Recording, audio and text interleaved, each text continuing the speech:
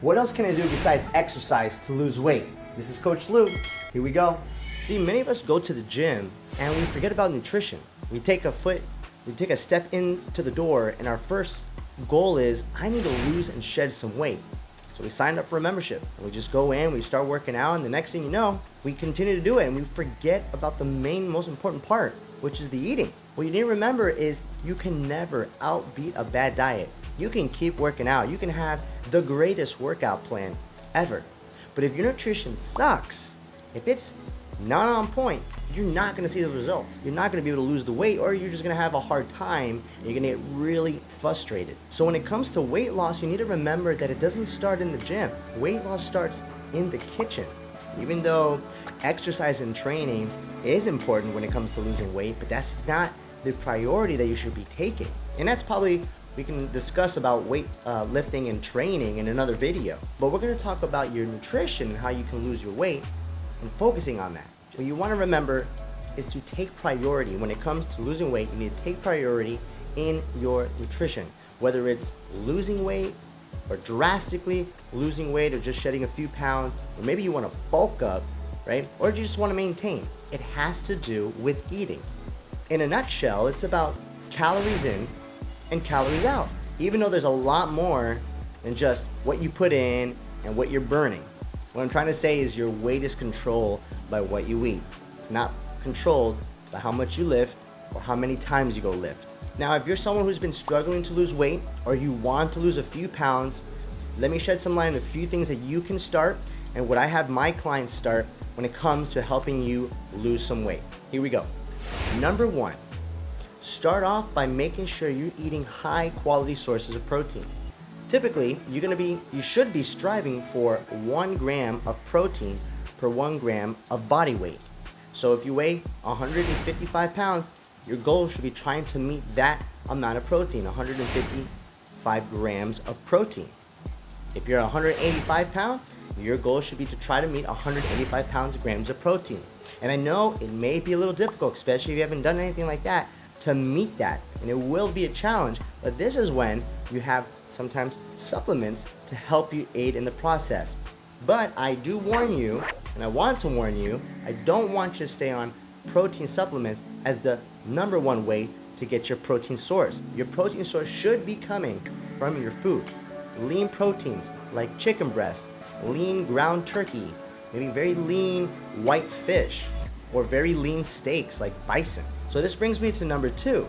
If you're going to be increasing your protein by the amount of how much you weigh, that means you're going to have to start downsizing what you're actually taking in with carbs and fats. And the reason why you want to do that is because if I'm already eating a surplus amount of carbs and fats, and now I introduce more protein, I'm going to be over-consuming the calories that I need to help me lose weight. Next thing you know, you're going to start gaining weight, and that's not what we want to do. So when you increase your protein, you need to make sure that you're going to cut your fats in half and then cut your carbs in half. Instead of having a cup of rice, start having a half a cup of rice or a half cup of oatmeal.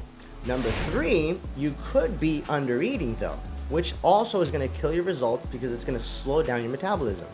When many of my mom clients start with me, I end up finding that many of them are actually under eating. I mean way under eating, way below the recommended value.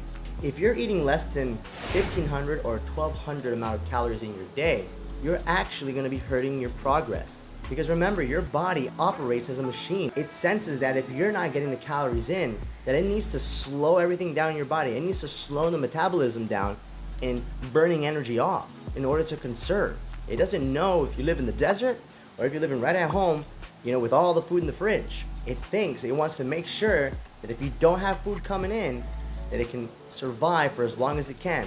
So by you eating less, you're going to start slowing down your metabolism process, and you're going to find that you may even get to a plateau and not even lose weight anymore. So that brings me to number four. Eat carbs. That's right. You need to introduce your carbs back into your system. Carbs is not bad. It's not evil. There's nothing negative on the way the marketing tries to tell you out there. It's important for energy, it's important for recovery, and it's going to give you the ability to have even better quality workouts because you're going to have the fuel that you need to give you the best performance when you go to the gym.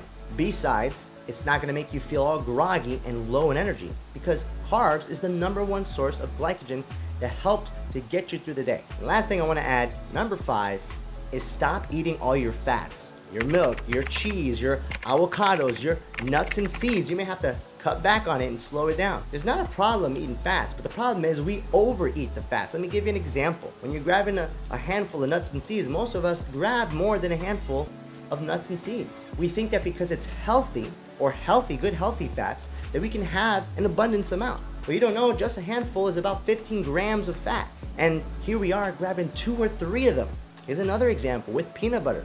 You may see peanut butter as a healthy source of fats, or maybe protein, which is not. It's actually just considered fat. But what do? We have more than a tablespoon, 2 tablespoons, 3 tablespoons. We're over 200 calories already in just peanut butter. So what you need to do is really cut back on those fats and actually pay attention to the amount that you're eating. And please just drop the keto and stop wrapping everything up with bacon, because you're probably eating everything with bacon, all the fats, and drinking butter, and you're wondering why you haven't lost weight, or you're probably gaining weight. That's just another fad. You don't lose weight by eating fats. You actually lose weight by under eating the calories that you need, being what we call a deficit caloric plan. Anyways, those are my tips. I hope you can apply it into your life and helping you drop the weight, okay, whether it's your first 5 to 10 pounds or your big weight from 30 to 50 pounds. You can do it if you really concentrate and you really put yourself to it and know exactly what you're putting in and you're putting out. Remember, it's nutrition. It's not fitness. Nutrition is what's going to get you there, what you are putting into your body. All right, until next time, this is Louis Capresi, your coach. Take care.